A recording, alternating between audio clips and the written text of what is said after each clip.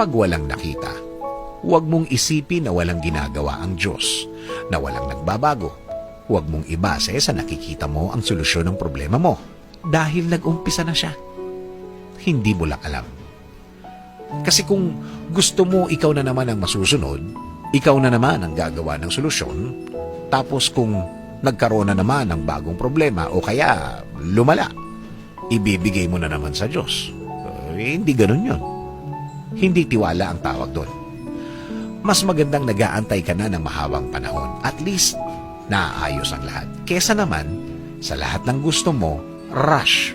Pero, lalong palala ang problema. Minsan, ang God's timing ay hindi nakatiming sa gusto nating timing. Pero, ito ang tamang timing na kailangan natin. Tamang-tama sa atin. Matutong magtiwala. Matutong maniwala. Tama. Matutong magtiwala. Kahit sa inaakala nating delay o kaya late, pagkatiwalaan natin ang mga delays at late na yan dahil nakaayon sa plano ng Diyos yan.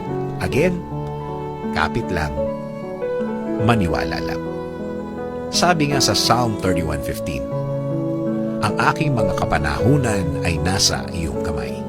Iligtas mo ko sa kamay ng aking mga kaaway.